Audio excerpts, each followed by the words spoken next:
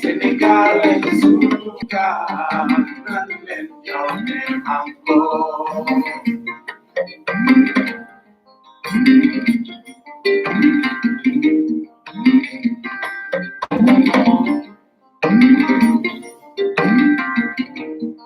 Senegal es un lugar donde yo me amo.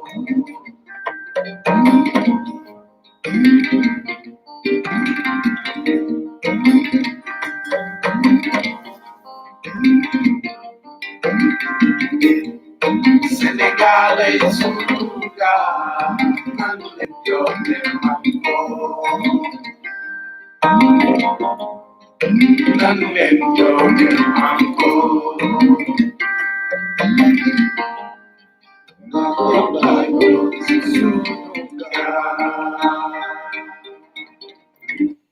jërë ngeen jëf sama gaay yi daanaka nuñ koy defee dimanche bu nekk tey wax naa ko tribune libre la tribune libre nag boo ko déggee moo di dañuy ñëw rek bàyyi leen kàddu gi yéen tamit ngeen wax seen xalaat parce que loolu tamit da ci am solo la famille maa ngi nuyu ñëpp di ziar ñëpp ci dimanche bi di wax ne dafay am solo ñu bàyyi leen kàddu gi yéen tamit ngeen di wax ba pare wax tamit seen xalaat ci lépp loo xam ne mi ngi nekk ci réew mi ak tamit jafe-jafe yi nga xam ne nit ñi ngi koy dund waxit nan ngeen gisee li nga xam ne moom la réew mi di doxe loolu yëpp day am solo ñu ciy bokk ci waxtaanee ku nekk di ci wax sa xol sa xalaat te ñuy bëgg lépp nag lu may wax rek tegu ci yiw ci teggin ci jub ak it ci yarute loolu moo ci am solo te ñëpp tamit li may wax nangul nit mu am gis-gisam yow tamit nga am sa gis-gis mais nit ki tamit bu wax gis-gisam lépp na ànd ak yiw ak dal rek dara jaru ko fi dara jaru ko fi tey naa leen cuq tuuti ci li nga xam ne moo di wàllu patriotisme économique am kàddu yoo xam ne président Macky Sall da ko rotaloon ci wàllu patriotisme économique di wax ne gars yi bàyyi leen malet bi ñu nuyu suñu yaay Umu Yattu Diallo Umu Diallo ñu ngi koy nuyu bu baax a baax bàyyi leen malet bi bàyyi leen doy di wax sumay wax ngeen di wax kon ñu wàllu patriotisme économique dañ ko wax mais ma leen di yëgal affaire bu graw mardi xam nga yéen a ngi dégg coowul Bati Plus xale bu jigéen bi ñu téye ak coow li ci am yëpp liir ngeen te wax naa leen ne man des fois duma bëgg di wax ci mbir parce que ñu bëri interpellé nañ mi ci laaj ma ci ñu ma waa Pape Alé déggagul la ñu wax ci mbir te mbir moom dafa garaaw luñ ciy wax xaaral ma def nii wan leen benn affaire xool leen lii yëpp coowul document Bati Plus dafa amul den wër rek ba jot ko ba jot document yi yéen a ngi lire nii Bati Plus yéen a ngi lire nii ay exonération ak loolu yëpp mooy coow li ngeen xam ne moom moo toj du fi mu nekk nii dëkk bi yéen a ngi gis lii nag mardi mooy doon sunu ku ko tardé ndax wàllu terrorisme mi ngi ci wàllu blanchiment d'argent mi ngi ci tooñeel am na ci corruption à haut niveau am na ci fonk fa ngeen ko xalaatul laa wax de fa ngeen ko xalaatul corruption insoupçonnée à haut niveau chantage menace lépp document yaa ngi nii kon dama ne dama ne woon du ma ci wax tant que yoruma document ak i këyit mu leer yi photocopier naa ko ba yenni seet yenni travail bi ñu ko sàccoon sax dajji ko ma waxaan ñu delloowaat ma ko loolu rek laa bëggoon a wax parce que ñu bëri interpellé nañ ma ci di ma laaj ma ne leen dinaa ci wax waaye su ma ciy wax mardi 20h du yomb ba damaa war wax Sénégal gii am na ku may laaj ci mbiru Bougazelli ni ngi ko libéré pour des raisons médicales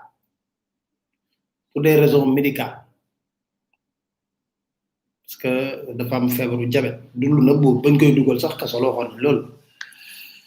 donc kon Bougazelli loolu tax ñu libéré ko jox ko liberté provisoire par contre pour raison médicale mais dañ ne woon nit mënul am liberté provisoire tant que liñ koy toppee dégluwuñ ko au fond il n'a pas été entendu dans le fond du dossier kon motax mais pour des raisons médicales voilà justificatif bu ñu wax té effectivement aussi lolu xel man sa ko nak mën nañ wax né dafa fébar amna fébaru diabète bo xamné sonalon nako ci biir kasso bi lolu lañ wax comme argument kon patriotisme économique manam nga wek say doomu réew di leen njëkk cëral ci looy joxe wek say doomu réew parce que dama mësi dégg un jour Macky Sall mu ne ouais mais il faut vous battre parce que l'heure est la mondialisation taxaw fii on va ouvrir les frontières il faut vous battre ba pare muy kañ ñi fii ñëw di dugal seen xaalis di leen wax ne oui si vous venez avec li nga xam ne moo di oui malgré nos maladies ñoo dama retaan na tax wala loo grave bi day décoller quoi des fois day wax ba pare ma ne est ce que moom moo wax lii affaire bu grave la waxoon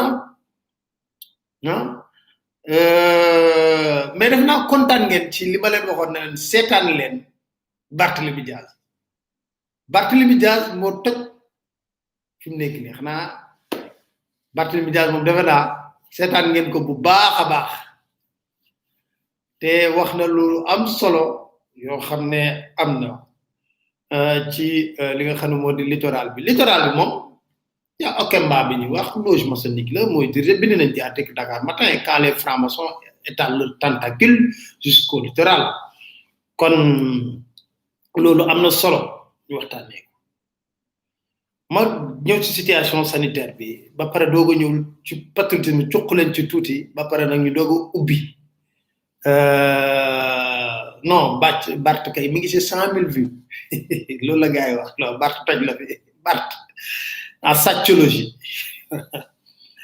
non yu bees sax yu bëree bëri dina ñëw inshallah situation sanitaire ni ngi toll ci 1266 tests réalisés 79 positifs 68 cas contacts 11 communautaires 76 guéris loolu la ñu jox boobu ba léegi nag ñi ngi toll ci 4328 positifs 2588 guéris 49 décès ak 1690 yu nekk sous traitement ci wàllu feebaru coronavirus bi distribution dund bi ñi ngi ci ay jafe-jafe ba tey gis nañ sax ay image yoo xam ne ñu demoon ci dund gi far mu nekk lu doy waar kon loolu yëpp daanaka nekk na lu doy waar ci feebar bi waaw mais patriotisme économique xam nga ci fu mu toll nii nga doog a nant na patriotisme économique dafa am solo dama leen di dégtal Macky Sall ba muy sàkku réew mi dem doog toog ak waa UNACOIS lam leen doon wax ci wàllu patriotisme économique ñu déglu. Dakar Matin. ci wàllu patriotisme économique bi réew mu développé bu ne protéger nga fay c'est normal ñun aussi mën nañ def préférence nationale si kaw entreprise yi ñëw ñu noonu leen ne yéen dugal capital national mais capital national dem na président bi moo naan dugalal Ibrahima Sall jox ko 40%, dugalal Ibrahima Sall ci aérien bi dugal ko ci engrais yi non loolu du préférence nationale lu préférence sa bopp la mais dañu fexe ba Sénégalais yi à travers le secteur privé national ñu am procédure yu leer pour que kuy ñëw ñu dana créer filiale nationale parce que loolu Dakar Matin. en tout cas Dakar Matin. ci wàllu patriotisme économique bi fexe ba Sénégalais yi à travers le secteur privé national ñu am procédure yu leer pour que kuy ñëw ñu mën a permettre Sénégalais yi dugg si seen capital comme dana créer filiale nationale parce que loolu benn réew du ko bañ parce que réew yëpp koy def donc loolu aussi si ñu waxtaan yi ñu fas yéene def dans le cadre du partenariat public privé danañu gën a saytu gën a leeral mbir yooyu pour que suñu réew aussi Sénégalais yi mën a am tuuti alal mën a am tuuti koppar yi nga xam ne ñoom Mauritanie bi même Mali sax patronat commerçant malien yi boo xoolee na ñoo ëpp xaalis bu commerçant transporteur malien ñoo ëpp alal transporteur malien ñoo ëpp alal Sénégalais bi c'est pas normal boo demee Mauritanie ñoom ñoo moom banque ñoo moom lépp donc loolu mën nañ ci waxtaan ci anam yoo xam ne danañu permettre réew mi ñeneen ñi dugg fi say bari di gan bi fi ñëw loolu amul problème te nag dañu défendre Sénégal défendre intérêt Sénégal loolu aussi bokk na ci liggéey bi danañu mbaam gàtt waaye si jóg ñu ko Dakar. dégg ngeen li mu wax ma doon wax loolu de waaye nag dama toogee ba léegi secteur privé baa ngi jooy te li ci doy waar ñoom seeni homme d'affaires maanaam mën nañ ko défier ne ko yow yan Richard nga créé ci ba nga toogee ba tey jii lu ne wax na ko patriotisme écoute c'est pas normal que les entrepreneurs maliens ëpp xaalis sénégalais yi Mauritanie gii boo fa demee balaa nga fay liggéey nga def tey jii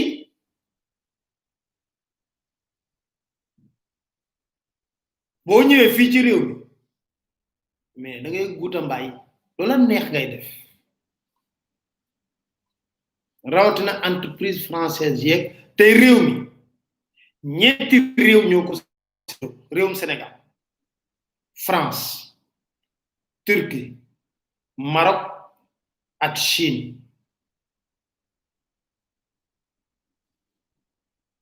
France Turquie Maroc ak Chine ñoo séddoo Sénégal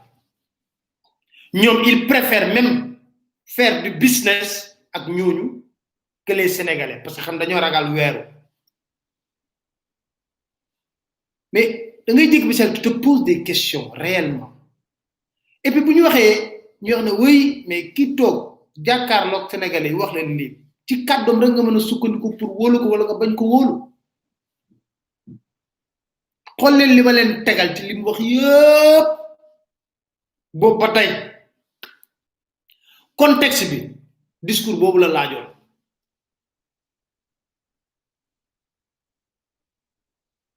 contexte bi discours boobu la laajoon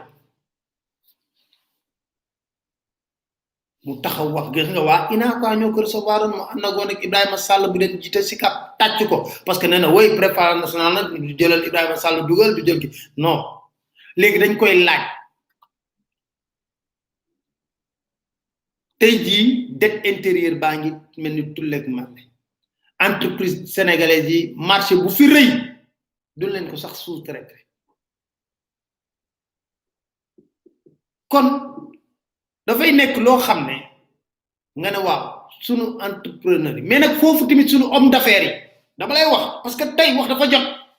te nee naa leen léegi amatul di raay ak ay nëbb gis nga sunu homme d'affaires yi li ma jaaxal ci ñoom dérangé wu ma man ragal nañ ñëw def benn publicité sur Dakar Matin parce que xam nga la lañ wax oui papa mais xam nga d'accord nañ derrière ce discours bi ngay wax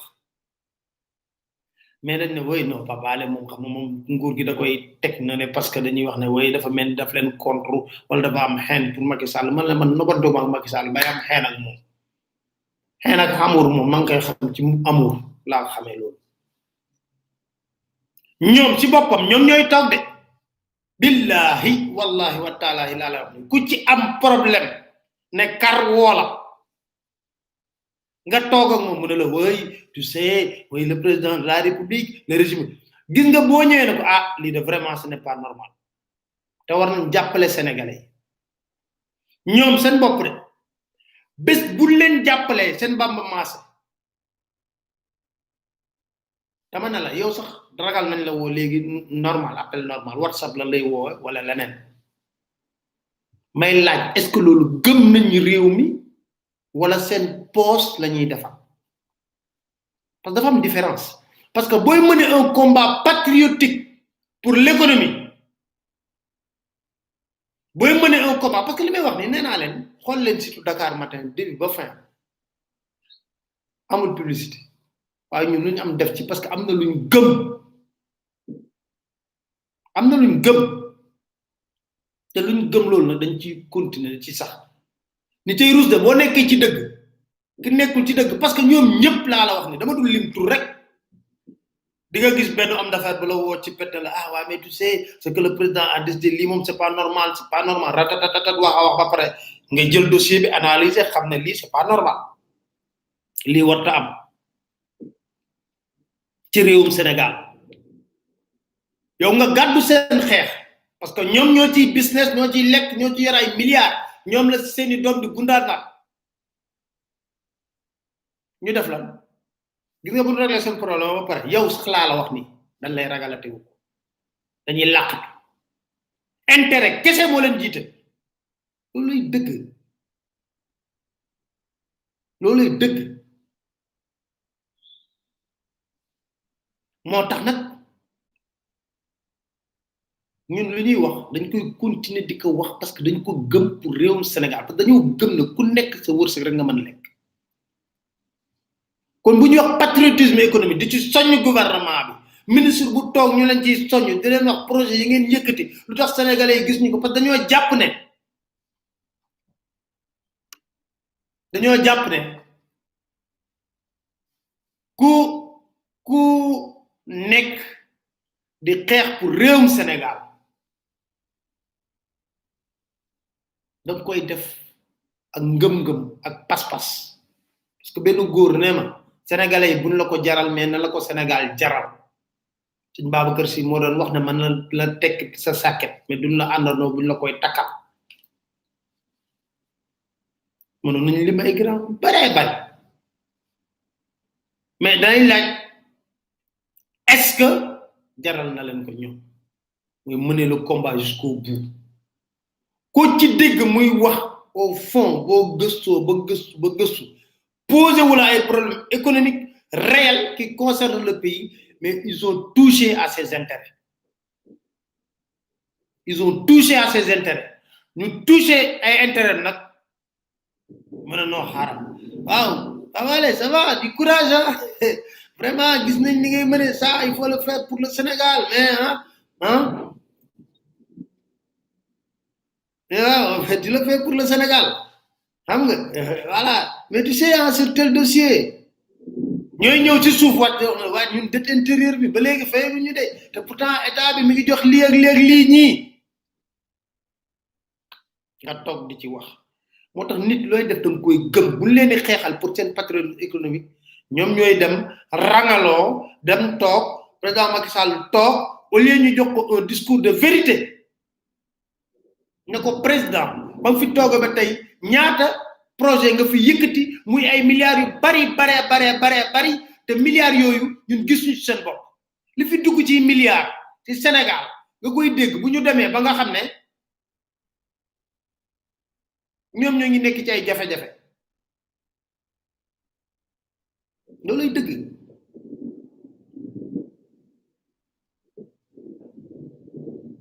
lu bari xew fi ñu mën ko wax bu ñuy xeex pour koom-koomu réew mi suqaliko parce que dañoo jàpp na koom-koomu réew mi bu suqalikoo ay doomu sénégalais téye ko seen loxo xaalis bi fii lay des wala bu fi desul tamit dinañ jël employé ay nit ak chinois yi bu ñuy ñëw fii di fi liggéey chinois yi ba ñëwee fii di fi liggéey ay seeni moromu chinois la ñuy indi te ñooñu dégg naa ñu ne ñoo xam ne dañoo nekk sax en prison la ñuy fay seen li seen li nga xam ne peine bi leen tëj ñu def ko travail gisoo dañuy zeng da ngay jég bi rek gis liggéey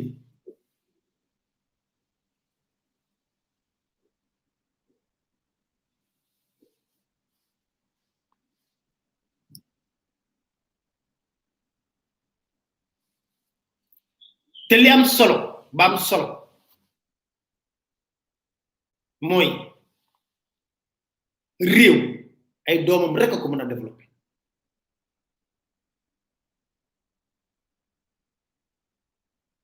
te président Macky Sall man pour man dama jàppoon ne man boo gisee jaar warul mën am complexe to xamul tax yow yaa ngi juddoo di jëlo ko ma waral Fatick nga nekk Fatick say ñaari waajur nekkutoon ñu am alal nekkuñu woon ñu am alal nga nekkoon ci ay jafe-jafe ngay ñafé di ñafé ba yalla def la lim lay def tay ji président de la république man dama ci am fierté damay tok du France nga jangé France bo fa démé sax bo fa démé stage la won bu ndaw yow lepp fi nga ko amé nga nek wara nek symbole talibé bi nek ci mbéd bi nga ko est ce yow mën nga doon président de la république sax xam nga lolu muna aad dox nga ko ki nek président de la république amul dara lu la ëppalé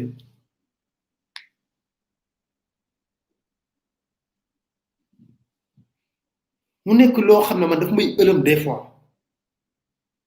gëm seen bop yow bo jakarlo tubab mom ay intérêt lay gérer nga jakarlo chinois ay intérêt lay gérer nga jakarlo turc muy gérer ay intérêt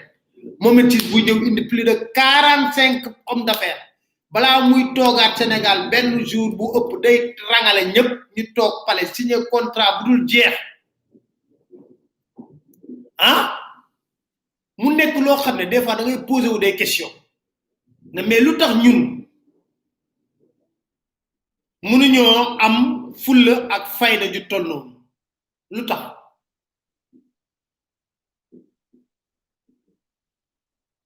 complexe xam nga loolu moma lay indil ma dektal len ma wal len ben sax ñu deglu met Abdoulaye Wade lu mo solo wax tubaab ben jour Dakar Matin. Tout le monde saura que je défends les intérêts de mon pays comme M. Jacques Chirac défend les intérêts de la France ou Lionel Jospin, ou M. Clinton les intérêts des États-Unis. Moi, je ne suis pas un frileux. Je pose ce problème au départ et je m'entends bien avec Chirac, je m'entendrai avec Clinton, je m'entendrai avec tout le monde. Mais il y a des gens qui viennent, qui vous proposent des projets ou des choses disant « Oui, Chirac est au courant, etc. » Avec moi, ça ne marche pas.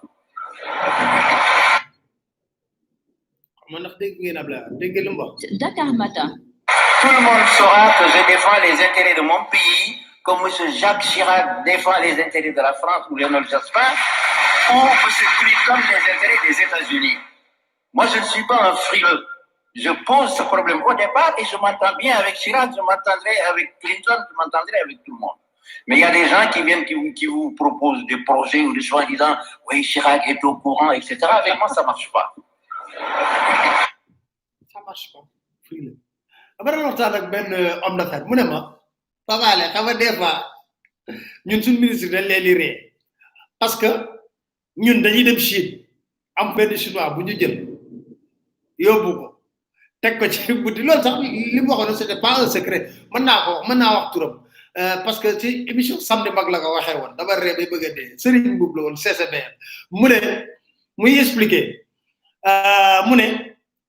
dañuy jël suñu chinois ñun chinois bi nek ñun ñoy fay chinois bi de mais buñ lancer fi ben appel d'offre dañuy jëli chinois bi solo ko suñu costume ak yoyu parce que xam nañ ne ñun bu ñëwé rek indi suñu ki dañuy bañ mais bo ñëwé sama partenaire chinois rek nga gis ministre yoy commencé am complexe te ñun ñoy fay sax chinois bu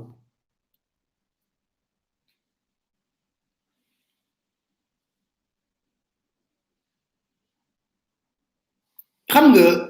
dafa am lo xamné bu amé rek da fay jaaxal ñu bari kon gaay ma door quelque fatali ko rek après ñu ubbi antenne bi nak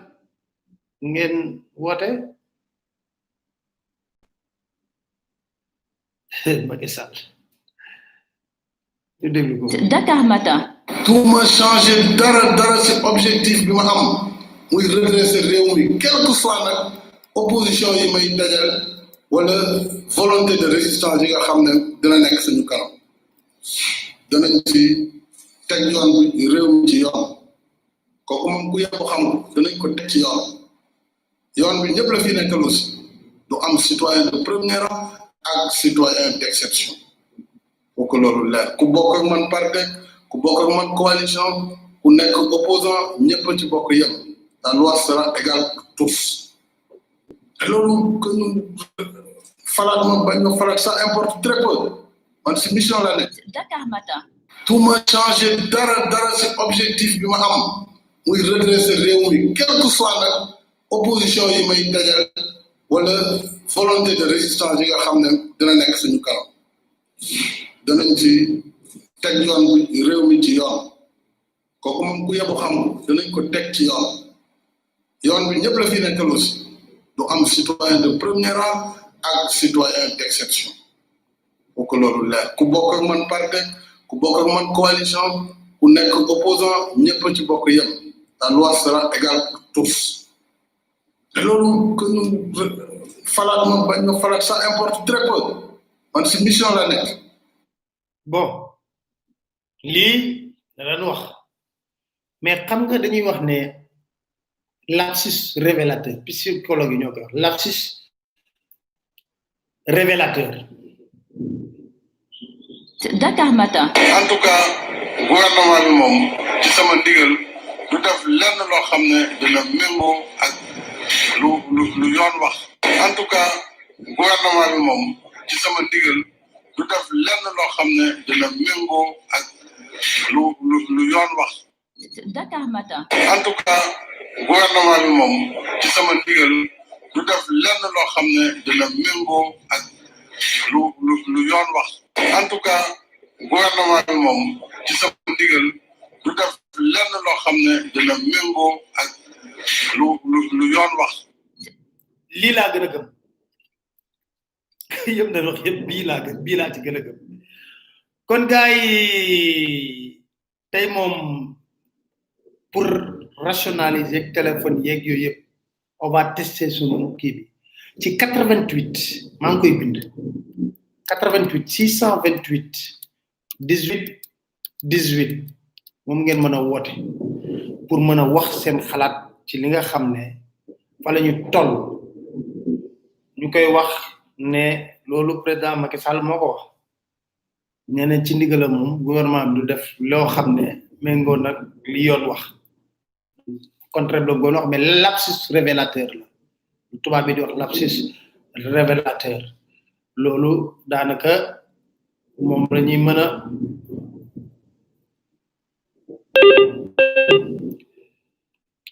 oui allo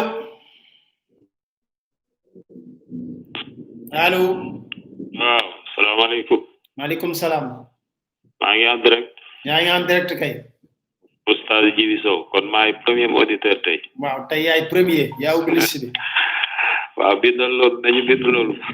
waaw donc maa ngi rafetlu parce que yàgg nañ la bëgg a jot vraiment tey la ñu yàlla may chance boobu amin ci liggéey bu rafet bi ngay defal Sénégal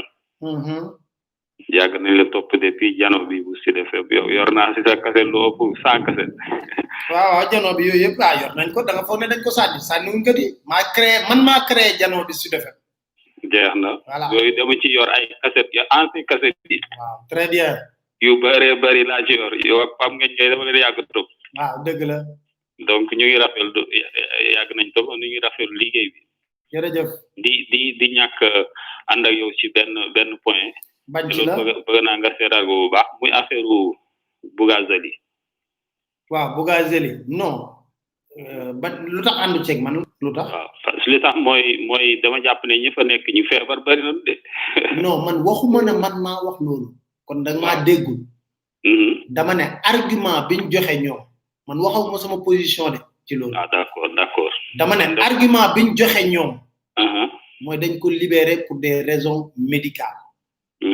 ñoom ñoo ko wax waxuma man Pape Alé c'est normal ñu libéré waxuma loolu de kon ñu ngi xaar sa avis ci loolu parce que li tax ma koy wax non boo waxee loolu mën na la nañ libéré Karim voilà Karim dafa feebar voilà loolu dem na faju ci boo ma waxee loolu mën a d'accord naa loolu nag laa bëgg parce que li nu koy jiiñ dafa doy waar ñin ñi nag buñ ko déggee yéen ñi ñàkk dañu jàpp ne da nga yéeni nit ki kaso wala leneen mais du loolu parce que ñun dañu gis ne acte yiñ ko jiiñ à part trafiquant wàllu blanchiment de maanaam lu corruption waaw allo maa ngi lay dégg waaw allo maa ngi lay dégg de waaw dama ne jiiñ nañ ko ñaar yëpp donc yu mel noonu bu fekkee ne justice noppi na ci loolu rek day mel na mbir mi dañ ko légaliser ñeneen ñi donc dañu waroon dem au fond ba atte mbir bi ba mu pare bu fekkee ne tëj nañ ko ñu seetal defal ko laajal ko liberté comme bi ñu def ni parce que liberté provisoire yi ñu koy defal ku ñu ko defal bàyyi nañ la kenn dootu la laaj boo seetloo Abdourahim Agne ci jamonoy waat ba tey muy ci liberté provisoire kon kii liberté nañ ko donc dañuy bañ di fooye réew mi ci yenn yi quoi maa ngi jégal bu baax merci beaucoup jërëjëf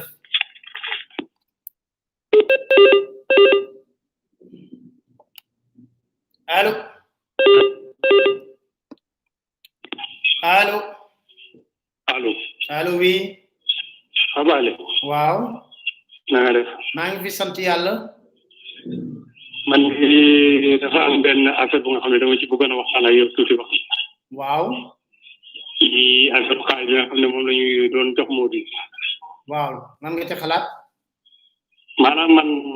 ñu koy joxe boobu dafa am affaire bi boo xam ne man loolu ma taxoon mën naa la ko xam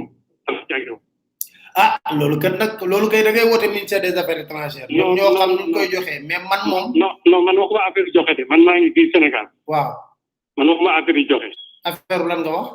affaire yi njiitaral dafa mënta nekk dafa mëntoon a nekk te ma yaakaar ne bu ñu amoon fii bu baax man ko patriote yi ci dugg allo waaw maa ngi lay dégg waaw mais ñoom nag seen ñoom ñoo def loolu peut-être ñoom seen point de vue la ñoom ñoo ko def loolu tax ma ne loolu man bon peut-être que yow sa xalaat nga wax mais bon ñoom noonu lañ ko doxalee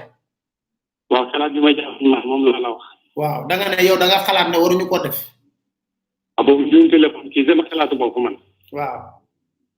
maanaam comme ñoom dañ fi ubbi woon li ñu wax seet waaw man li ma xalaatoon mooy xaar bi ñoom dañ ko waroon a dugg ci côté boobu maanaam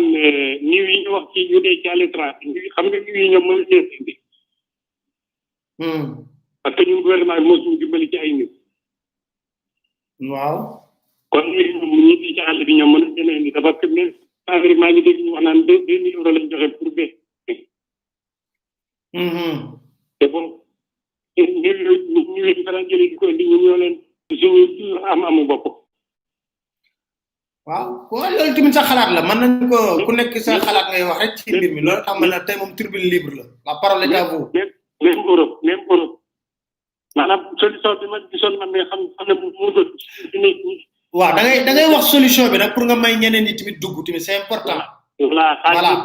dañ ko waroon a jël yóbbu ko feer ñu dugaloon feer waaw léegi suñu def xam ne suñu ni affaire bi bu jeexee il faut am ñoo xam ne dañ bëgg ñibbi d'accord merci beaucoup ñu ngi rafetlu sa xalaat jërëjëf voilà jërëjëf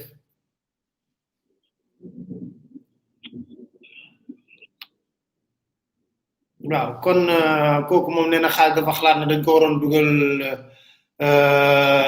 Fès pour ñu def ko mais damay bëgg tamit gars yi bu ñu duggee ñu wax seen xalaat rek bañ di pour permettre ñeneen ñi mën a dugg tamit wax seen xalaat c'est important donc loolu tamit dina ci baax trop pour nit ñi mën a participer très rapidement ayca ñu dem ci 88 628 18 18 pour ñu mën a dugg wax seen xalaat allo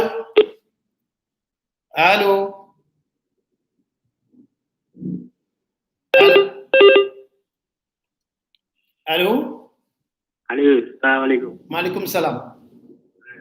ale waaw oui thème bi am na solo trop ñu lay rafetlu sa jotaay am na solo bu baax jërëjëf waaw mais man point bi may wax mooy si affaire couvre-feu bi ni mu demee waaw boo mënoon yokk sa kàddu tuuti nag ñu dégg la dina baax. waaw d'accord. waaw léegi man maa ngi wax ci affaire couvre-feu bi quoi. couvre-feu bi waaw. waaw ci état d'urgence bi. parce que dama gis lu bëri dafa échec état bi. waaw parce que tey jii nii boo defee couvre-feu 3 mois chauffeur yi doon liggéey Touba Dakar fu ne ñu dem ci région yi liggéey bi 3 mois. yow nga nekk ci say bureau wala nga nekk sa kër xamoo li xew ci dëkk bi loolu dafa mel ni yow nekkoon ji. waaw parce que dëkk bi fépp la métti ñëpp doon métti woon na trop. am na waaw mais tey boo négee ba nit ñi yëngal ba yàq am nit ñi waa Touba yàq waa Dakar ku ne yàq fa nga yàq ba pare ngay doog a dugg di génn naan état bi léegi wàññi na ko dem ba digg bi commencé na ci ay congé yi loolu wax dëgg yàlla dafa échec lu bëree bëri. parce que njiit bu la ko falee wax dëgg yàlla war ngeen nemme ko xam ne li xew ci sa askan. The Bluetooth device is ready to pair. allo. waaw maa ngi lay dégg. voilà léegi tey jii dafa mel ni yow dañoo fal ay français da ngaa juddoo Sénégal wala da nga dëkku Sénégal wala da ngaa xamul li xew ci dëkk bi. nga ne sa dëkk nga ne sa biir Sénégal te doo xam li xew Sénégal man laa mënut a comprendre man quoi. très bien waaw loolu la de couvre-feu bi de moom ñu bëri ñu ngi koy dingat moom. waaw vraiment te dafa amul benn sens quoi njariñ la ci amul fekkoon dafa am solution sax ñoo xam ne lii moo tax gars yi wàññeeku wala mu demee nii mais amul benn sens ba pare nit ñi liggéey te boo xoolee Sénégal moo nekk pays bi nga xamante ne nii waaw boo mënee gàttal tamit dina baax de pour ñeneen ñi mën a dugg tamit voilà. waaw d'accord waaw xaaral ma conclure léegi dafa ne nga xam ne boo xoolee 80% ñoom nguur gi état defalu leen dara quoi te soxlaalu dara état. jërëjëf merci beaucoup. voilà jërëjëf. ok merci beaucoup. merci beaucoup Malick Gueye. Malick merci beaucoup Malick. ok. waaw ñu permettre ñeneen ñi dugg rek aussi ça aussi dafay baax ci téléphone bi permettre ñeneen ñi dugg di mën a dugg tamit joxe seen xalaat c'est important ay ci kon ñu continuer ba tey ji ak gars yi 88 li may wax rek 628 18 ans pour que ñu mën a dugg ku nekk wax sa position mais li ma wax rek ñi participer bu ñu mënoon gàttal aussi c'est important nga wax dugg pragmatique wax li nga war a wax wax sa xalaat naa la tey dañ ko jagleel la parole est à vous pour la famille ak ñeneen ñi nga xam ne bëgg nañ participer wax seen xalaat ci li nga xam ne moo di li nga xam ne moom moo xew ci réew mi ak gestion Covid-19 mais maa ngi dégg Abdoulaye Bousso mu ne avec les dernières mesures là docteur Abdoulaye Bousso mu ne avec les dernières mesures là y a un risque ñu ne ko ban risque mu ne transmission communautaire bi law bu baax a baax te je crois que c'est pas totalement faux mais bon on a eu 11 cas communautaires loolu la wax am na aussi des professionnels yoo xam ne yu wax ne ñoom tiit nañ ci décision bi nga xam ne moom la état bi jël pour ci yenn mesures yi tiit nañ ci mais on va évaluer parce que je crois que jeudi lañ defoon point de presse bi on va évaluer le vendredi prochain pour xool est-ce que li ñuy wax am na wala amul est-ce que l'affaire a pris les ascenseurs comme nous dire la maladie dafa exploser mais selon le ministre Abdoulaye Diouf Sarr pic bi atteindre nañ ko te bu ñu gisee fii ci li ñuy bon si statistique yi ñu joxe mais donte statistique yooyu am na ñoo xam ne ñi ngi koy diingat ñoom ñi ngi wax ne am na soo xoolee ñi nekk guéri moo ëpp sous traitement parce que ñu ngi ci 2588 ak 1690 sous traitement donc xam nga dégg naa tamit état bi nee na jël na ay décision pour rapatrier sénégalais yi nekk fële nga xam ne moo di Italie mu ne waaw dañ fàtte buñ fàtte waa Maroc boobu parce que ñoom ñi ngi fi de te ñoo gën a jege defe naa Air Sénégal mais peut-être aussi c'est une première décision mooy li dañ yàgg wax may wax gars yi buñ xeet li nga xam ne moom la ñuy def ñun à chaque fois on essaie de faire de telle sorte que nit ñi mën di wax liñ seen xalaat gis nga liñ leen permettre ñuy dugg ñoom ñëpp di wax seen point de vue nekk ay Maroc ay Togo ay Congo di jànkontek ay jafe-jafe yu tar yu leen permettre peut-être que nopp bu xam naa président Macky Sall mën na fénétal pendant 2 semaines mais après finalement day mujj appliquer li nga xam ne moom la ñu xalaatu dañ jàpp ne fu ko Mali mënee fu ko Côte d'Ivoire mënee fu ko yeneen réew yi ndawaan pas ndawaan mais réew yooyu nga xam ne ñun dañuy bàkku ne ñun ñooy bàkku wax man ñun ñoo leen sut mais ñun ñooy bàkku saa su ne di wax loolu fu ñu ko mënee xanaa ñun nag te ñun am nañ Air Sénégal suñu compagnie kon war nañ leen permettre ñoom tamit ñu mën a jëli doomu sénégalais yi nga xam ne dañoo càng bitim réew donte te li gën a wér mooy ministre bi ci boppam moo ko wax ne leen jàppale kon loolu nekk na loo xam ne parce que gis naa ko ma envoyé li nga xam ne moo di affiche bi ne à partir de je pense que bientôt ils vont faire revenir li ki nga xam ne moom moo di mais Barthélémy Diaz moom mën nañu wax ne Bart moom toj na Sénégal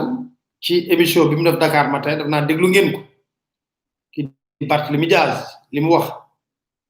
parce que Barthélémy Diaz moom xam nga moom nekk na nit koo xam ne ku dëggu la ci li muy wax ci wàllu kii bi ci li nga xam ne moo nekk rek littoral bi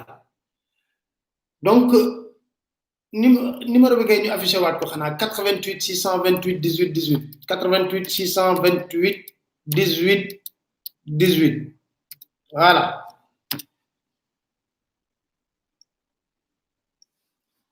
parce que lu ci gën a ñaaw Pape ma mayaat leen tuuti Barthélémy ñaa Pape yow yaa ngi tudd d'abord Djibi Diallo ko ñu ne dañ koy jox xam nga dañu ne gis naa benn communiqué ñu ne lu dëgg Djibi Diallo amul 4000 mètres carrés ñu ne 2325 mètres carrés la am ay gàcce la nga jëkkal na ci kàddu yi premier document bañ koy attribuer terrain ñu ngi koy attribuer 5000 mètres carrés à l'usage 5000 mètres carrés mais dama lay expliquer parce que ce sont des experts en saciologie parce que xam nga 5000 mètres carrés nga bind à usage d'habitation xam nga maintenant man lan mooy la question parce que gis naa benn communiqué société boobu certaine ñu ne que ci seen 5e paragraphe ñu ne que amul benn koppar du jóge ci ñoom dem ci Djibi Diallo dañuy fen te maa ngi déglu ci kaddu yi parce que dama bëgg a wax ci jàmm ba ci justice bi man waxuguma te génn guma lu ma am ci ay kayit est-ce que ñii su ma moytuwulee fii la ñuy jaar tëj seen société bi dem defi leneen parce que ils vont se calmer. xam nga 5000 mètres carrés. dañuy njëkk a jox Djibi Diallo. waaw maintenant la question est de savoir comment on est passé de 5000 mètres carrés à 1325 mètres carrés. Et le reste a structuré sous cette assiette foncière quelques milliers de mètres carrés pour pouvoir créer ce type foncier à Djibi Diallo. C'est une bataille d'opinion. Ils vont répondre. Ce n'est pas à la justice sénégalaise, à la limite, de dire le droit. C'est aux Sénégalais de se dire le droit aujourd'hui, parce qu'il y a le Sénégalais. Les justices sénégalaises, nous avons xam doy et ñom ñep ay ponkal lañu parce que nak bëgguma solo ci wax ci xam nga gaay ñom suñuy dóor maa ngi ci liste xam nga gaay suñuy dóor damay jëglu nag askanu Sénégal parce que dafa am ay kilifa ñuy ay kilifa diine ñoom dañu jël lettre bind ne dama bëgg ngeen jox ma terrain wante ñoom suñuy def seen ñaawte dañ leen di jiital ñu ne parce que suñu gisee turu xalif généralu lii wala turu xalif généralu laa duñ ko sañ a attaqué duñ sax wax wante suñu defee lu mel noonu dañ ciy dugal ay hauts magistrats mais allez chercher le patrimoine du président de la Cour suprême si vous pouvez le savoir. Allez chercher le patrimoine du président de la Cour d'appel. Allez chercher le patrimoine du procureur de la République du tribunal hors classe de Dakar. Allez les chercher. Si vous voulez, on parle. Si vous voulez, vous vous calmez. C'est à vous de voir. Parce que la récréation, elle a trop duré. Et man, je ne suis pas là pour humilier des gens. Je suis là pour dire à des gens, arrêtez, ça suffit. Maintenant, moi, mais liste bi bëgguma ci sori ci liste. waaw bëgguma ci sori mais nag am na lu ma ci laaj naa ko sax Sud FM damay laajte numéro 10 damay laajte président Macky Sall laay waxal une fois de plus waxuma ak waa domaine waxuma ak waa cadastre waxuma ak ñooñu waa président laay waxal dama koy laaj est-ce que président Denis Sassou Nguesso ci la bokk am déet damay laaj rek ma koy laaj moom tamit président Macky Sall lan la seq ak président Sassou Nguesso diine taarix lan la ñu seq te président Sassou nekk ci xalif général damay laaj rek le numéro 10 je demande Jean.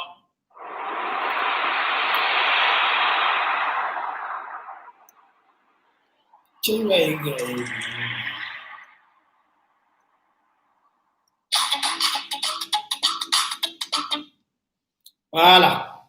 kon kooku moo nekkoon dégg nga li muy wax Okemba ja bi muy wax waaw kooku moom bind nañ ko quand la franc-maçonnerie étale ses tentacules ba ñëw laal fi nga xam ne moo di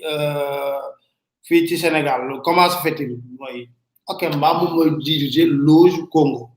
Denis Sassou Nguesso mooy kilifa loge bi Congo yëpp ñëpp xam nañ loolu du secret ñoom boo tapé ci net bi xam ko Okemba nag moo ñëw fii booy rombee passé tuuti fi nga xam ne moo di Radisson di nga gis avant ngay jot safrula avant ngay jot Radisson di nga gis benn grue boo xam ne moo surplombé fi ñuy tabax foofu la donc c'est y a rien qui les loo xam ne loolu dong la donc il faut que ñu wax rek ne ay kay information yi nga xam ne di nga koy jot yu bare information yooyu ñuy jot nag dañ ko tasaare ndànk mais dafa na mbiru liste boobu muy wax yoon ci liste xam nga luñ def kilifa diine xalif général benn tarixa lañ jël bind ci turam xalif général benn tarixa du kooku mën naa la waatal na ndakaaru sax bu fi ñëwee def naa benn yoon lay doon wala ñaari yoon daaw yoonam newul ci loolu bu ñuy dóor jox ko 5000 mètres carrés mais assiette foncière bi yëpp lañ fas yéenee dóor assiette foncière bi yëpp lañ fas yéenee dóor liste bi yor nañ ko mais dañ ne dafa yiwul rek muy tudd turu parce que kooku xam nañ ne yoonam newu ci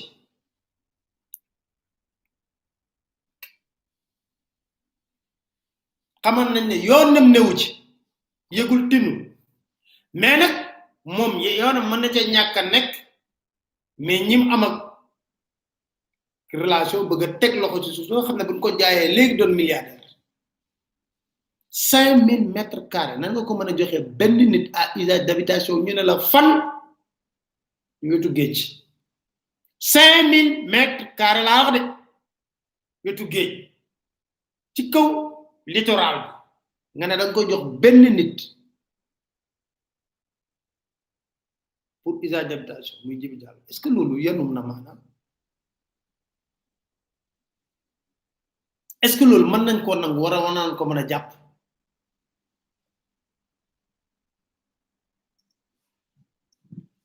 mënuñu ko jàpp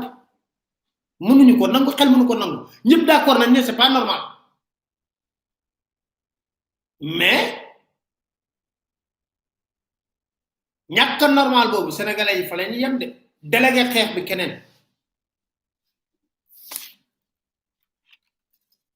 te et puis man dama gëmul gis nga soo gisee ñu def seen 3D bu nice boobu di wax ne oui c'est la vision du président Macky Sall pour aménager corniche bi ma ne ko mais yow looy amee balaa nga ne naam ne fa yow balaa ngaa aménager corniche bi day fekk na corniche bi kay li nga 3D boobu nga ñu dessiner mu nice lool mais 3D bobu xala day fekk sax nga am espace bi mais bu nekké ne tabax nañ ko demal ba Cap Manuel tabax nañ fofu yépp té ñi fa tabax ñom xam nañ ko de xam nañ liste bi bu baaxa baaxa baaxa baax légui ciow li bari na ñu dem yone ñetti ministre ci farba ñu ne oui on arrête tous les travaux pourtant ñom xam nañ ku leen ko jox bu baaxa baaxa baax parce que fofu pour nga mën ci jot mais dama ne la gis nga bo ñëwé ba fi layen yi di défé sen appel bi amna fu ñuy dem fofu ci corniche ouest boko jëlé pour mëna dem ci fi nga xamné moy ambassade États-Unis fofu assiette foncière asegna la ñun xam nañ lépp dañu renouveler bay mais ñetti ministre yu Macky Sall am nañ fa kër tabax ci wetu geej gi ñetti ministre mom bu nekké na xamuko buñ ko woy ñu wax la ñan ñetti ministre dem ci kër mom mayé nañ fay téré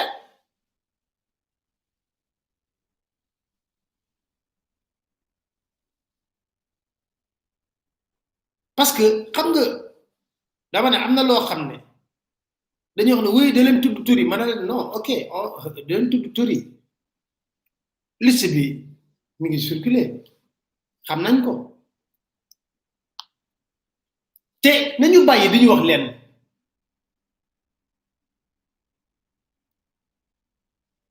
nañ bayyi diñu wax né oui met xam la wad moko joxé won mais ñom lu bare bari met xam la def nako ñu delu ci non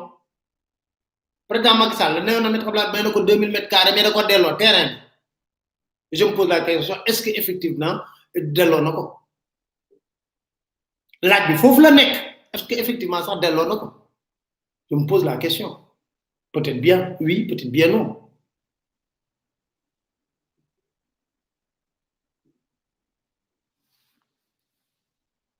kon bu ñuy wax ben 3D dem centre conférence internationale Abdou Diouf tok fa présenter ñuko ndekete yow ba ngay présenter lolu corniche bi yépp ñu ngi koy tabax té mënuma wax né mom xamul lu xew ci corniche bi parce que mom Mermoz lay fanan yewu dem palais mom sax du gis geej mom bu génné kër bu ñëw ci virage ci rond point du gis geej parce que fofu yépp tabax nañ du gis geej mom président de la république xana warna choqué wu parce que xamna Sénégal lu demb ak bëkki demb xana warna choqué wu mom xana warna choqué wu mom né qu'est-ce que c'est que ça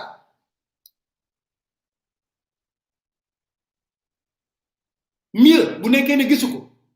néna gisuko filmel nañ ko won ko filmel nañ ko won ko bu bëggé ñu envoyer ko nañu wax rek fan lañ koy envoyer ñu ko jëlal mi ngi ni xolal genn na télé ben yoon genn na internet télé très connecté parce que dégg na sax légui day bloquer nit ñi ci comme tweet bi deug la deug am na ñu bi bloquer ci Twitter mais bon peut-être on suppose que sax du mom moko gérer kon mais loolu du scandale mais c'est que man damay jikk ba ci ak mané len mais li Bart wax deug la de expert en sacologie lañ expert en sacologie boy xam nga lan yow nga mëna ñew kay suba tel jël turu khalif mais fit bu ñu wessu lolu te khalif musu la ko ñaan ndax khalif bu dul ñew Dakaru han khalif bu dul ñew Dakaru la wax xam nga do ñew do soxla les pieds dans l'eau koy doy ku dul ñew Dakar xana kay bu doon ñew sax Dakar ñu wax mais ku doon ñew Dakar nga ñew daggal ko sen le gaawé nga ah xalif bi ñu la koy def xalif bi dafa dello won terrain man lañ la wax kan mo demone séti ko ne ko señ bi kët li ak li mu ne lolu kay genn leen ma ci bam set wicc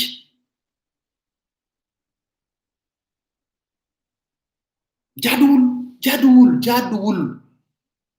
ce n'est pas normal bu ñi def dañuy melni ils sont et puis mais dañuy melni sont choqués oui nga gis ñu jël ñetti ministre ñu def taxantu dem faaru mamel ba xol et puis so len sétané miñan ci autour du monde néna chaque guddi ñu wacce fa ay nit ñuy sacc ñuy gas di jël xéeru mamel di ko dindi parce que amna dal luñ koy utiliser diko yapp descos luy ñariñam descos luy ñariñam ah te tok keur ba do lay ah lolu lañuy wax descos mo arrêté travaux yi fele min de l'environnement néna légui kuy tabaxati ñu lolu de liñ fa jox amna lo xamne mënuma ko gëm man Pape Alé lima filmé gis ko sama bëtt may mako jaxran yeggagul lasogul ko pentiragul ko kon bu nekké né am nañ volonté politique bi ak décision bi mën nañ ko toj lima sama bëtt may ma gis ko filmé ko ak sama cameraman té ñom kenn mënu ko wéddi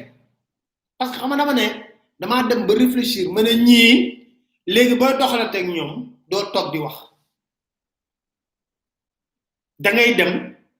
wacc sur le terrain filmer tégal len ba para nopi na pat am pat bi ñu wax nga len mi ngi ni dal reportage bobu moy ni ciow li yépp après reportage bi la ni ciow li yépp ko ci wax ak mané non j'ai vu un bout fait qu'ils ont regardé l'intégralité plusieurs fois man kuma wax né j'ai vu un bout man nako xaar ma jox la l'intégral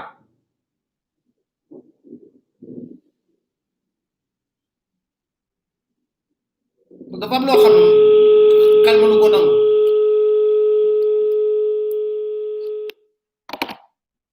voilà dafa am lo xam xel mënu ko nangu mais yéne ngi imaginer melni ay kaña dañuy dem bayyi ba dekk ci suuf di gas man damay ragal sax corniche bi mabbu benn jour di gas yow nga ñew di jël suuf si di ko këpp ci biir géej gi ba géej gi changer couleur ba géej gi commencé changer couleur ci boobu ay ndaram ba pare nag ñi ci bëree bëri xam sax géej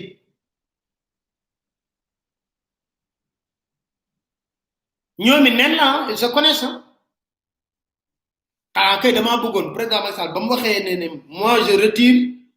je donne 7 mois terrain moko waxon de mais lu gëna graw ñun ñi ngi bañ mur turki yi moy fi turki yi defon fi ci téru bi xex ko bañ toj mur bi mais xamal lañ def xaba boko waxé ñuy fogg na stigmatisation la mais du stigmatisation la les libanais se permettent tout dans ce pays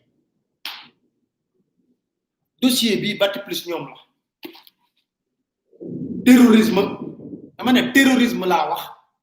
na len ci ba mardi terrorisme boko waxé hein boko waxé terrorisme blanchiment d'argent té ils tiennent des autorités fi xoj ils les tiennent comme ça mais attendez mais ñom ñu yor réew mi kay ñoo ñu war ëpp sax information mais bu nekké ñun ñoo leen di jox les informations xam c'est la catastrophe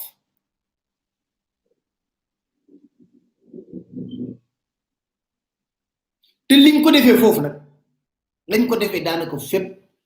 mais dem na fi Fouta ñu dagal Adowa bi doon tabax pompier dañu am ben branche agricole les Marocains ñu dagal leen 10 000 hectares. J'ai fait 3 jours en Fouta avec un grand reportage. Daf len tapé samedi mak Fouta di ngeen ko gis. Dem sur le terrain filmer ko and ak population yi village par village ñu dénoncer ko. Wa Apix ñoko défon. Finalement le président a reculé. Signé un autre décret.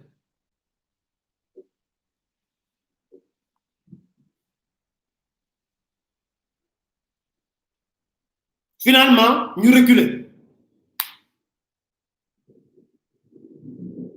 li jaadul mënoo fexe ba lay ko ñàkk koo lay te ba mu jaar fépp ñu bëgg koo jël aaki moo ko mais dama ne la fépp fuñ dagg ci suuf di nga gis kenn comme ku fa am 20 terrain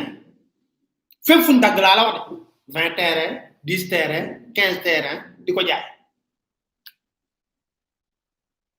ci ñoom yor ko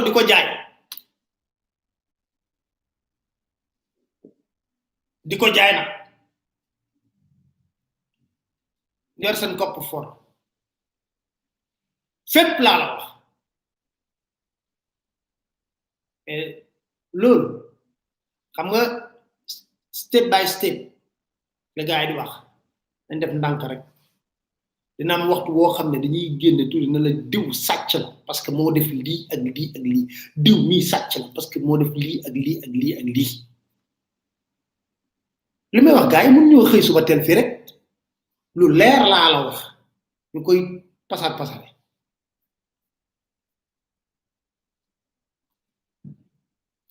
ñu koy pàccoo sans gêne sans scrupule sans moralité sans éthique parce que am na loo xam ne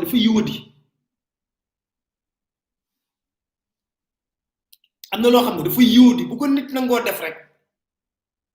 mënuñu la jàppee nit koo xam ne ku doon nee naa leen moom ba mu jëlee sax na day delloo teram xanaa waroon na woon nitam yépp war na ne fii ne bëgguma benn kurta mais léegi yow li nga da nga am projet aménagement ba daal des fois dama jékki bi si yàgg ma ne j'ai envie de pleurer wala ma sàngu na du ma yeewu parce que yenn yi nga ne yow def sa benn 3D bu nice gars yi di oto yi di def nii film bi def nii rafet lool ñëpp gis ko léegi après loo ci gis lan nga ci gis lan nañ ñu ko wax lan lañ ci gis ñu gis ne en réalité loolu yëpp mascarade boo ñëwee ci téeru bi xam nga ñun nit neen bañ miir bi mais léegi ginnaaw téeru bi tabax nañ fa immeuble ak ay appartement yu ñuy jaay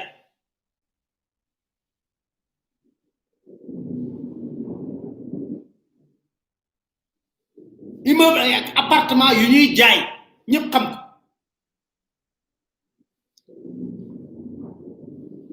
10,000 hectares lañ daggaloon Adawa Fouta ñu taxaw ne du fi amee xeex ko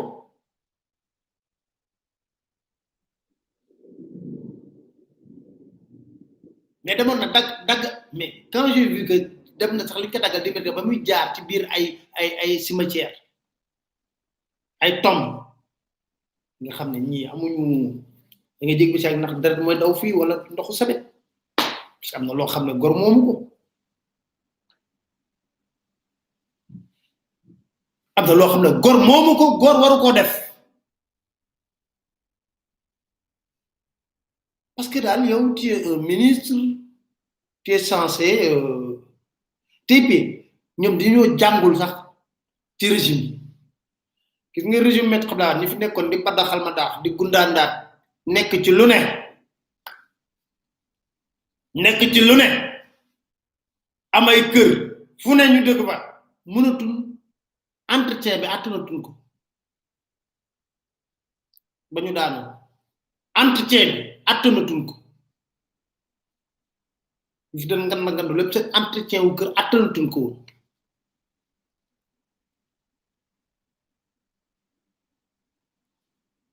attanuñ ko woon fan lañ mujjee bazar de kër yi jaay ko mu dëkk ci benn kër yow mën nga nekk ci kër 4 kër wala 3 nga am kër gu nekk nga bëgg fa def benn luxe insolent boo xam ne li muy laaj ci entretien doo ko man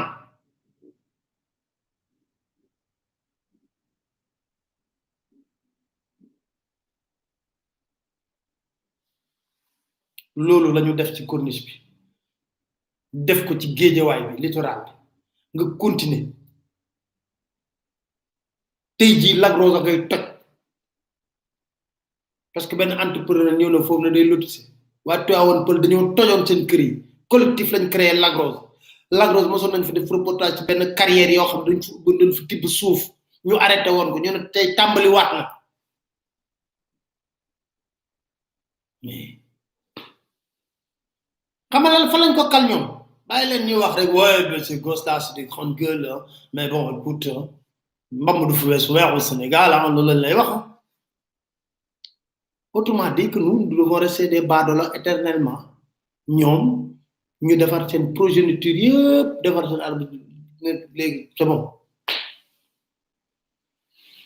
xam am na loo xam ne xel mënu koo nangu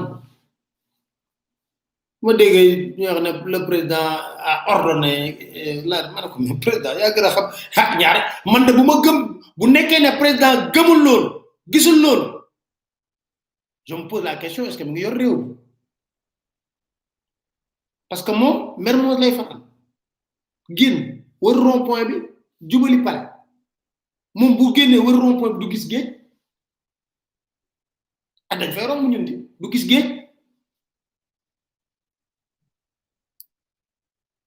du gis géej te lii yëpp ma leen di wax yàlla nañu yàlla kàttanal fi may tudd yëpp dañ fa dem def fa reportage tegal leen ko la famille parce que xam nga lañu bëgg li may wax masse critique bi lañu soxla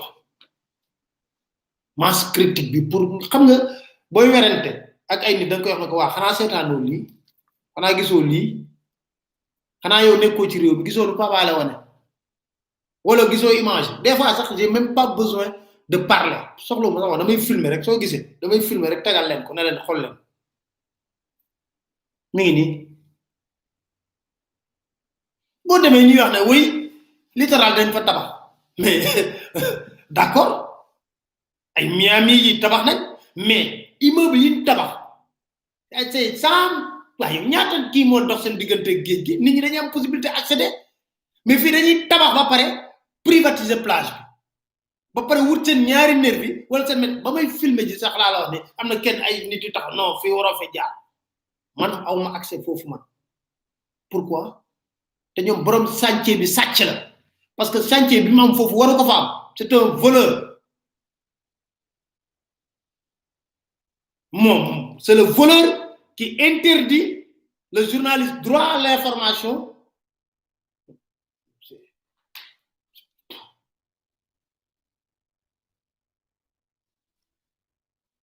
droit à l'information c'est dans la constitution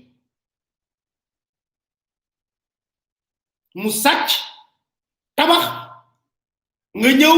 di def reportage benn gardien wala ma ne leen léegi su may demee reportage dinaa wut samay garde corps ma ne lépp la ñuy wane comme ñëpp parce que dafa am loo xam ne dafa yiwul jaaduwul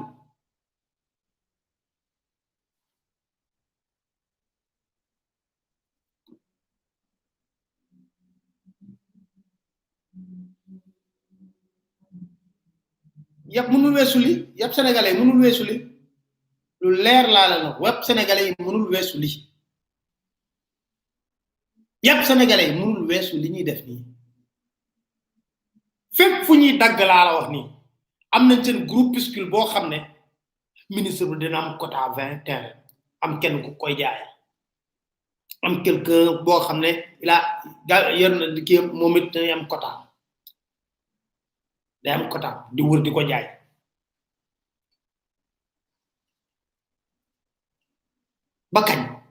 ba kañ des fois tu poses la question est-ce que ñi dañuy ñëw sax pour liggéey fépp foo tudd suuf rek am na coow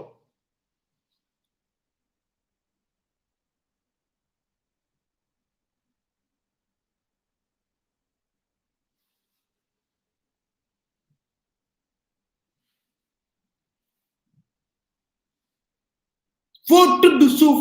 coowam fa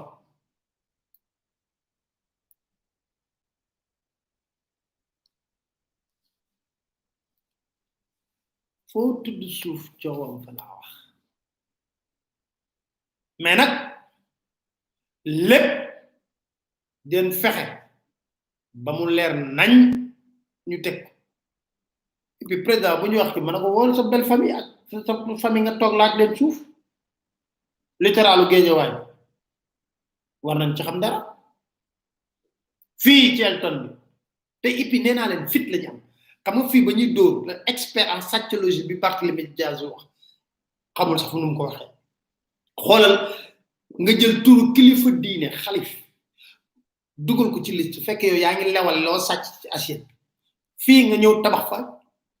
jàkk pour lan sàcc suuf si ginnaaw bu mu jur coow nga tabax jàkka pour lan parce que dans ta tête ba ngoy tabax sax yaa ngi koy wax ay nit de jàkk laa fi tabax nga xam ne ku fi toj jàkk léegi ñu ne mais dañuy wax ne léegi mbir yi dafa kii dafa waaw xam nga dëkk bi moom réew mi jàkk kenn waru koo tabax kenn waru koo toj kenn war a coow li bari fekk la ginnaaw jàkka ja ngay sàcc ngay lawal lu ca ginnaaw jàkka ja ngay lawal ñoo lawal la too kii de la ca ginnaaw jàkka ja ngay lawal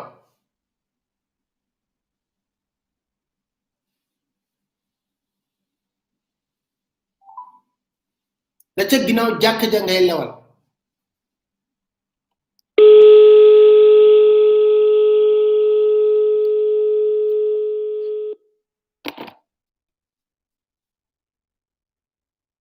la ca ginnaaw jàkka ja ngay lawal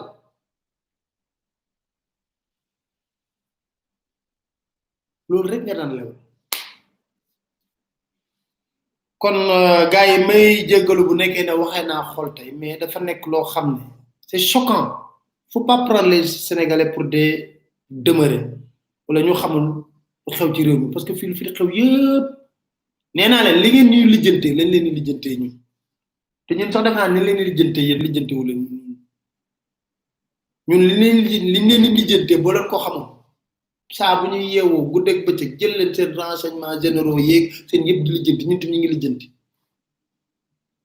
ñu ngi lijjanti di toppatoo bu baax a baax ci loo leen nekk ak loo leen di def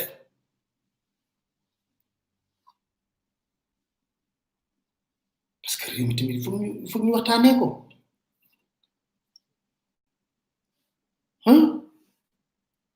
waaye rek noonu rek bàyyi noonu rek ku nekk di def lu la neex et puis ñu ne Mamadou fu weer dafa naa ne prochain xawma bu nekkee na Macky Sall ci benn mandat ci troisième fi yem ci mandat bi la yem parce que dafa naa ne mi ngi ci làmbaatu troisième bi ndax dina baax wala du baax fan yëpp nag dégg naa nag ma ngay préparer remaniement rek dafa gum na ñetti liste xawma ñeent waaye waxoon naa la fii ne doon ministre moom ci nguuru Macky Sall def naa cartable golo la garab boo dem fekk foofu ku ne mën naa doon ministre def naa chaque jour mu bind benn liste xotti chaque jour mu bindaat liste xotti chaque jour mu bindaat liste xosti ba ne ko casting bi dina métti de mi ngi ci ñetti liste dégg naa donc waaye nee naa garaawul parce que doon ministre moom cartable golo la ci nguur gi parce que ku ne mën na fee doon ministre ku ne kon gars yi duma def lu dul jéem a tàggatoo parce que tàggatoo jot na nag ñu tàggatoo tuuti xool ni ñuy waxtaaneek parce que nee naa leen mardi du yomb de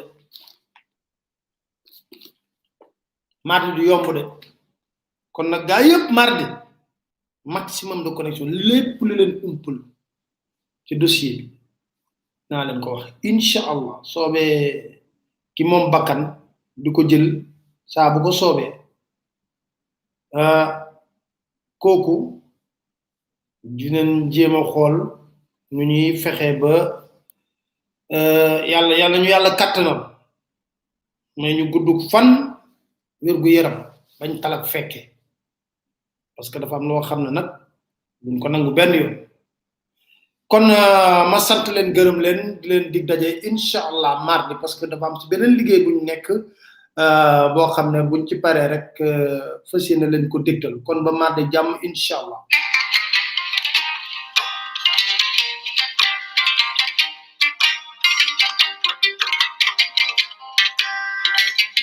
Senegal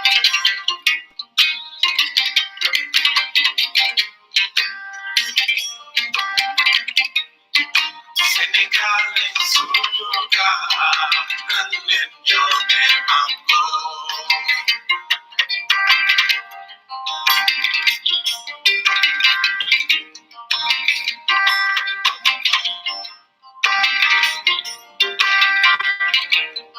Senegal is Sunuga, Nanlen Yone Mango.